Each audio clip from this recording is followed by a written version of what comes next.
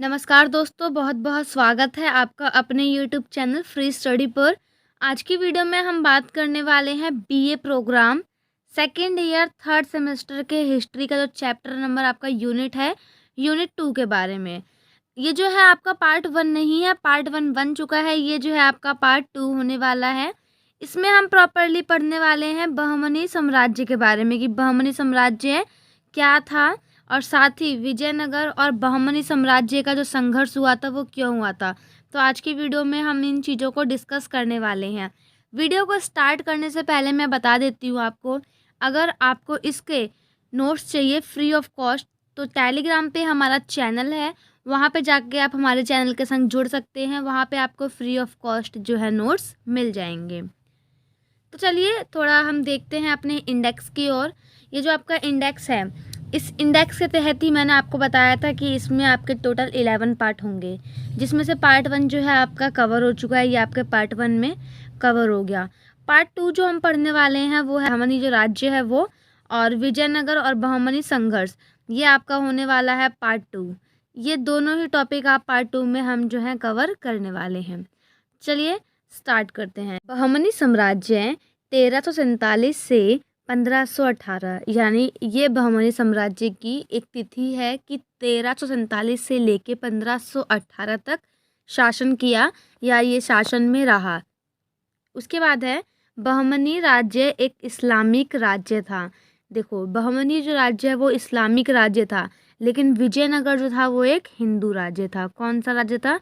हिंदू राज्य था। इसकी स्थापना 1347 में अलाउद्दीन बहमन शाह ने की। इसका प्रतिद्वंदी हिंदू विजयनगर साम्राज्य था। बहमनी साम्राज्य की स्थापना के समय दिल्ली में तुगलक वंश का मोहम्मद बिन तुगलक शासन कर रहा था। यानी जब बहमनी साम्राज्य की जब स्थापना हुई थी तो उस टाइम पर जो ये तुगलक वंश जो था, इसमें जो मोहम्मद बिन तुगलक थे वो शासन कर रहे थे। बहमनी साम्राज्य का विजयनगर साम्राज्य के साथ निरंतर संघर्ष चलता रहा।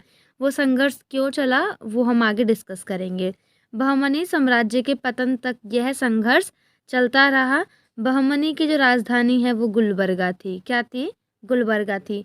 तो ये कुछ इम्पॉर्टेंट पॉइंट हैं जो कि बहमनी साम्राज्य के बारे में मैंने आपको बताए। अब हम यहाँ पे देख लेते हैं अलाउद्दीन बहमन के बारे में, जिन्होंने बहमनी साम्राज्य की स्थापना करी। तो ये जो थे वो एक तुर्क सूबेदार था। इसका पूरा नाम हसन कंगू था। गुलबर्गा को इन्होंने अपनी राजधानी बनाया। इसने हिंदू से जजिया कर नहीं लिया। देखो, ये जो इनका नाम क्या था? अलाउद्दीन बहमन। तो काफ़ी इतिहासकारों को मानना है कि जो इनका सरनेम है बहमन, बहमन के नाम से ही बहमनी साम्राज्य की इन्होंने स्थापना करी। और जो हिंदू से जजिया कर इसलिए नहीं लिया क्योंकि ये ना अपना अलग एक साम्राज्य बना रहे थे। वहाँ पे ये चाह रहे थे कि हिंदू और मुसलमान दोनों आए। अब जाहिर सी बात है, अगर जैसे मैं आपको मैप के थ्रू समझाती हूँ, ये उत्तर में आपका यहाँ पे थे आपके जहाँ पे जजिया कर लिया जाता था, जैसे कि आपका गुजरात है, यूपी है ना। यहाँ पे जो नीचे साइड में था, ये इसको हाफ पार्ट में करते हैं। ये तो था आपका विजयनगर नीचे वाला, और ये था आपका बहमनी साम्राज्य। ठीक, तो इन्होंने जजिया कर क्यों नहीं लिया? ये चाहते थे कि अपनी जनसंख्या बढ़ाना और साम्राज्य को बढ़ाना। तो जो उत्तर प्रदेश में लोग थे या जो महाराष्ट्र साइड में थे, बहुत ज़्यादा प्रभावित हुए, और वो लोग यहाँ से उठकर मतलब इस जगह पर आ गए, बहमनी पर। क्यों? क्योंकि वहाँ पे उनको कर देना पड़ रहा है तुगलक वंश के जो पास जब वो थे, लेकिन बहमनी में कोई कर नहीं था। तो इसलिए जो हिंदू जो आधे लोग थे वो यहाँ आ गए थे बहमनी साम्राज्य में। तो इसी से जो है बहमनी साम्राज्य का विस्तार हुआ। ये एक काफ़ी अच्छी नीति थी उनकी, अलाउद्दीन बहमन की, बहमनी साम्राज्य का विस्तार करने में। देखिए, ये जो टॉपिक है ये टॉपिक आपकी बुक में है नहीं, लेकिन मैं आपको बता देती हूँ। बहमनी जो साम्राज्य है ना, उसका 5 भागों में विखंडन हुआ, यानी 5 भागों में वो बट गया था। पहला है बरार। बरार के जो संस्थापक हैं वो थे फतेह उल्लाह इमाद शाह। इन्होंने क्या, शाही वंश की स्थापना करी 1484 में। कहाँ पे? बरार में। दूसरे थे आपके बीजापुर। बीजापुर में है जो बीजापुर के संस्थापक थे यूसुफ आदिल शाह। इन्होंने आदिल शाही वंश की स्थापना करी 1400 ये है मतलब 1489 में। उसके बाद है अहमदनगर। अहमदनगर के संस्थापक थे मलिक अहमद, यानी मलिक अहमद ने 1490 में अहमदनगर की स्थापना करी और वहाँ पे निज़ाम शाही वंश बनाया। जो आपका चौथा है वो है गोलकुंडा राज्य। जो है ये कुली कुतुब शाह ने गोलकुंडा राज्य की स्थापना करी और वहाँ पे कुतुब शाही वंश लाए। उसके बाद है पांचवा आपका बीदर। बीदर में थे आमिर अली। आमिर अली ने बीदर की स्थापना करी और बीदर शाही वंश वहाँ पर चलाया, यानी बीदर शाही वंश की स्थापना करी, कह सकते हैं कि स्थापना ही करी 1526 में। तो इन 5 भागों में है जो आपका बहमनी जो है साम्राज्य है बिखर गया था। अब ये है आपका विजयनगर और बहमनी संघर्ष के बारे में। जो विजयनगर और बहमनी के बीच में जो संघर्ष निरंतर जो है चलता रहा, आखिर क्यों, उसका कारण क्या था। तो देखिए, सबसे पहले मैंने जो यहाँ पे ड्रॉ किया है इसके थ्रू हम समझेंगे कृष्णा नदी। देखो, ये जो नदी है आपकी, ये है कृष्णा नदी और इसी के साथ में बगल में जो इसकी सहायक नदी थी वो थी तुंगभद्रा नदी। इसी का जो बीच का क्षेत्र है उसे कहते थे दोआब का क्षेत्र।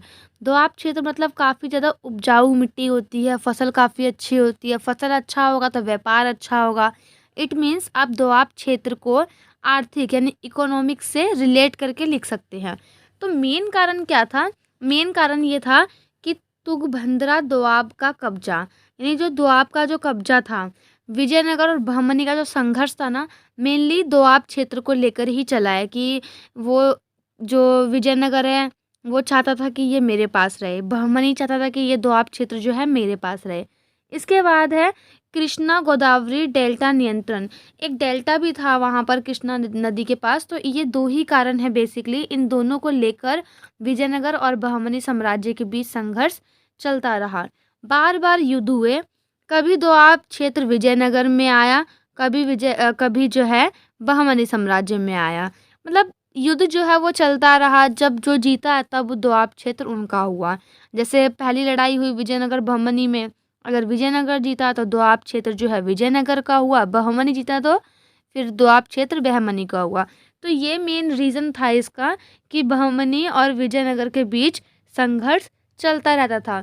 लेकिन इसमें जो हम मेनली बात करेंगे वो हम बात करने वाले हैं तालीकोटा का युद्ध। आई होप आपने इससे पहले भी तालीकोटा के युद्ध के बारे में पढ़ा होगा। तो जो मेन विजयनगर और बहमनी संघर्ष जो चला, ये तो काफ़ी कुछ छोटे मोटे जो युद्ध है वो चलते रहे, लेकिन जो एक बड़ा युद्ध हुआ, बहुत ही बड़ा युद्ध हुआ, वो था तालीकोटा का युद्ध। अब वो क्यों हुआ उसका कारण समझते हैं हम। लेकिन कारण समझने से पहले हम ये देखते हैं कि जो तालीकोटा का युद्ध है वो किस किस के बीच में हुआ था। तो तालीकोटा का युद्ध जो है वो 1565 में हुआ था विजयनगर के बीच। विजयनगर और ये जो है आपके, ये है एक टाइप से बहमनी साम्राज्य जो 4-5 भागों में बट गया था। इसमें याद रखना बरार जो है, बरार शामिल नहीं हुआ। बीजापुर, गोलकुंडा, बीदर और अहमदनगर, इन चारों ने एक संधि करी, एक गुट बना लिया, यानी एक ग्रुप बना लिया और विजयनगर पर आक्रमण किया। यानी विजयनगर और इन चारों के बीच में ये युद्ध हुआ। ये चार जो है वो एक साइड थे, विजयनगर जो है वो एक साइड था। ऐसा आपको कहीं पे भी कोई नहीं समझाएगा जितने अच्छे से मैं आपको समझा रही हूँ और जितने अच्छे से मैंने इस डायग्राम को बनाया है। अब देखो, विजयनगर के जो मतलब नेतृत्व में कौन था, राम राय। राम राय जो थे वो सेना का नेतृत्व यानी लीड कर थे, यानी लीडर थे। और यहाँ पे जो है आपका अली आदिल शाह, अली आदिल शाह जो है वो यहाँ की सेना को लीड कर रहे थे, यानी लीडर थे। तो इन दोनों के बीच में युद्ध हुआ और ऐसा कहा जाता है कि विजयनगर का जो अंत है, विजयनगर का जो अंत है वो तालीकोटा के युद्ध में ही हो गया। अब देखो, जो यहाँ पर एक बात समझने वाली है, बहमनी साम्राज्य जो है उसका अंत तो पहले ही हो गया, तभी वो 5 भागों में बटा। उसके बाद विजयनगर का जो अंत है वो तालीकोटा युद्ध के बाद हुआ। इसके बारे में हम कुछ थोड़े से पॉइंट जान लेते हैं कि इस युद्ध को क्या कहते हैं, कब हुआ। ठीक, देखो, ये जो है इस युद्ध को राक्षसी तांगड़ी व बन्नी हाटी का युद्ध भी कहा जाता है। क्यों? क्योंकि तालीकोटा एक जगह का नाम था, तालीकोट एक जगह का नाम था और इससे जो पहले गांव था उसका नाम था राक्षसी और जो यहाँ पे गांव था उसका नाम था तांगड़ी। तांगड़ी और राक्षसी, इन दोनों गाँव के बीच में एक क्षेत्र था जिसका नाम था तालीकोटा या तालीकोट। कहीं-कहीं यहाँ पे आपको तालीकोट मिलेगा, कहीं तालीकोटा मिलेगा। और एक और नाम है इसका, पता नहीं, आई थिंक कोट कोटलीत करके कुछ है, हो सकता है आपको वो भी मिल जाए। तो डोंट बी कन्फ्यूज़, तालीकोटा वही सेम नाम है। और अगर हम राक्षसी तांगड़ी युद्ध बोले तब भी वो वही युद्ध है। और इसी को हम बन्नी हाटी का युद्ध भी कहते हैं। तो एक ही युद्ध के आपको 2, 3, 4 नाम मिल सकते हैं, तो इसके लिए आप प्रिपेयर रहना, कंफ्यूज मत होना। उसके बाद है जो ये युद्ध जो हुआ था 23 जनवरी 1565 में हुआ था। और जैसे कि मैंने आपको पहले ही बताया, जो बराड़ क्षेत्र था वो इसमें शामिल नहीं था। क्यों?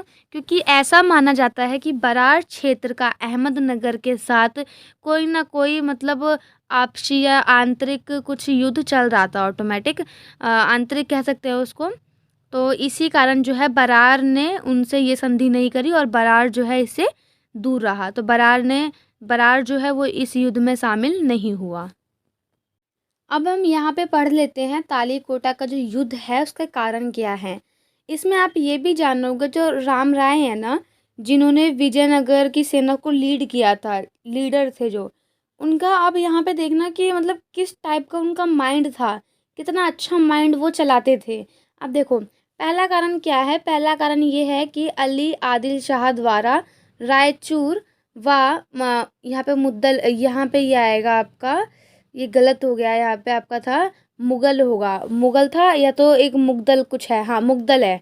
यहाँ पे आएगा रायचूर व मुगदल के किलों की मांग को लेकर अली आदिल शाह ने क्या बोला था राम राय से कि मुझे जो है रायचूर का जो दोआब क्षेत्र है वो और ये जो मुगदल है वो, ये दोनों ही चीज़ें, मुगदल का जो किला है वो मुझे चाहिए। लेकिन राम राय ने डायरेक्टली मना कर दिया। तो पहला कारण ये है, हो सकता है कि इसकी वजह से युद्ध हुआ हो। कोई फिक्स नहीं है, सारे इतिहासकारों का मानना अलग अलग है। तो हो सकता है कि पहला कारण ये हो, लेकिन आपकी बुक में ये इसका जो है जिक्र नहीं किया गया, ये मैंने आपको एक्सटर्नल बताया है। उसके बाद है राम राय ने पुर्तगाली से संधि की कि बीजापुर को घोड़े ना दिए जाएं, क्योंकि उस टाइम पर क्या है, पुर्तगाली जो है हमारे देश में आ गए थे और पुर्तगाली ही जो है वो घोड़े की कमी को पूरा करते थे, यानी घोड़े का व्यापार करते थे। तो ऐसा माना जाता है कि राम राय ने पुर्तगाली से संधि करी थी कि सारे घोड़े मैं तुमसे ले लूँगा, लेकिन तुम्हें मेरी एक शर्त माननी पड़ेगी, तुम बीजापुर जो है उसको एक भी घोड़ा नहीं दोगे। और बीजापुर आपको पता ही है, जो बहमनी साम्राज्य है उसी में से निकला हुआ एक क्षेत्र है। उसके अलावा राम राय पड़ोसी राज्य के आंतरिक मामलों में हस्तक्षेप करता तथा उन्हें आपस में लड़वाता था। जैसा आपको बताया था, ये बहमनी साम्राज्य है ना, ये जो पांच साम्राज्य जो हुए थे, 5 जो क्षेत्र थे, तो ये क्या करता था राम राय क्या करता था कि इनके मतलब इनके महल में जाना या इनके दरबार में जाकर इनके आंतरिक मामले जो होते हैं ना, इंटरनल प्रॉब्लम में जाके हस्तक्षेप करता था। लेकिन ऐसा उनको राम राय को नहीं करना चाहिए और आपस में ही इसको इससे लड़वा दिया या मतलब बरार को बीदर से लड़वा दिया, ऐसा काम मतलब करता था। एक टाइप से कह सकते हैं हम इसे चुगली चपाटी वाला काम जो है करता था। अब हम यहाँ पे इनकी पढ़ते हैं थोड़ी सी संधि के बारे में। देखो, जो राम राय है ना, राम राय ने सबसे पहले संधि किसके साथ करी थी? गोलकुंडा और अहमदनगर के संग। यानी ये जो राम राय हैं आपके, राम राय, एक मिनट, ये जो आपके राम राय हैं, इन्होंने गोलकुंडा और अहमदनगर के साथ एक संधि करी। यानी इन्होंने संधि ऐसे करी कि हम बीजापुर पे क्या करेंगे, हमला करेंगे। अब जो अहमदनगर है और गोलकुंडा है, ये दोनों मिल गए राम राय के संग। तो बेसिकली ये 3 साम्राज्य हो गए, इन तीनों ने मिलकर बीजापुर पर हमला किया। उसके कुछ साल तो नहीं, खैर कुछ महीनों बाद ही जो राम राय है उसने दूसरी संधि करी। उन्होंने दूसरी संधि किसके साथ करी? दूसरी जो संधि है उन्होंने करी गोलकुंडा और बीजापुर के साथ। इनके संग मिलकर बोला कि हम अहमदनगर पे जो है हमला करेंगे, इसको ख़त्म कर देंगे। तो देखो राम राय जो है कितना क्लेवर माइंड का है, कितना उसका शातिर दिमाग है। इनको आपस में ख़त्म करने के लिए इनसे ही संधि कर रहा है और इन्हीं लोगों को ख़त्म कर रहा है। लेकिन अंत में क्या होता है, ये है बीजापुर, अहमदनगर और गोलकुंडा, ये तीनों ही इसमें एक एक बार शामिल हुए। इनको बाद में ये चीज़ अकल आती है, माइंड में आता है कि जो राम राय है वो बहुत तेज़ है, ये जो है हमें आपस में लड़वा के हमें ख़त्म करना चाह रहा है। और जो राम राय है वो क्या करता था, जब भी मान लो कि इसने संधि करी गोलकुंडा और अहमदनगर के साथ और बीजापुर पर हमला किया, तो ये क्या करता था, बीजापुर में जितनी भी मुस्लिम इमारतें होती है जैसे मस्जिद वगैरह होता है वो सारे तोड़ देता था। वो तोड़ दिया या उनका धर्म नष्ट करना, ऐसी चीज़ें जो है राम राय करता था। और सेम जो है उन्होंने सेकंड संधि में भी यही करा था, जो उन्होंने गोलकुंडा और बीजापुर के संग जो संधि करी थी अहमदनगर को लेकर, कि अहमदनगर पे जो है हम युद्ध करेंगे या उनको हम मतलब बिल्कुल अंत कर देंगे उसका। तो ये जो है इनकी जो संधि है, इन संधियों को बाद में बीजापुर के जो शासक थे, बीजापुर के, अहमदनगर के और गोलकुंडा के, इनको बाद में ये चीज़ समझ में आई, रियलाइज़ हुई कि ये जो राम राय है बहुत ही शातिर है, ये हमें आपस में लड़वा के हमें ख़त्म करना चाहता है। तो ये इसका मेनली जो है ये 3-4 कारण थे मेनली। तो आई होप आपको जो है ये कारण बहुत ही अच्छे से समझ में आए होंगे। और ये जो तालीकोटा का युद्ध जो हुआ था, जब इनको ये समझ में आया इन तीनों को ही, तो इन्होंने क्या करा, इन चारों ने ही आपस में एक अपनी संधि करी और अपना एक गुट बनाया और मिलके जो है ये विजयनगर पे हमला कर दिया। विजयनगर पे हमला किया तो विजयनगर का वहीं पर अंत हो गया था और विजयनगर को काफ़ी ज़्यादा लूट लिया। 4 महीने तक लूटा विजयनगर को, क्योंकि विजयनगर में इतना खजाना था, विजयनगर और हम्पी में बहुत ज़्यादा। तो 4 मंथ तक उसको लूटा, वहाँ पे राज किया और फिर आखिरकार जो है विजयनगर का यहाँ पर अंत हो गया। तो आई होप आप जो है तालीकोटा का युद्ध जो है वो अच्छे से समझ गए होंगे। यहाँ पे जो है आपका विजयनगर जो है आपका विजयनगर, बहमनी साम्राज्य और विजयनगर और बहमनी संघर्ष, ये तीनों आपका जो है क्लियर हो चुका है। नेक्स्ट जो आपका पार्ट आएगा उसमें हम विजयनगर की शासन व्यवस्था, अर्थव्यवस्था और न्याय व्यवस्था और हो सका तो पूरा का पूरा कृषि व्यापार, ये सारे पॉइंट हम जो है थर्ड पार्ट में कवर कर लेंगे। आई होप आपको वीडियो पसंद आई होगी। वीडियो को अगर आपको पसंद आई हो तो वीडियो को लाइक, शेयर और चैनल को सब्सक्राइब करना ना भूलें। और प्लीज़ एक कमेंट करके ज़रूर बताएं कि आपको ये वीडियो कैसी लगी। थैंक्स फॉर वॉचिंग, मिलते हैं नेक्स्ट वीडियो में। तब तक के लिए जय हिंद, जय भारत।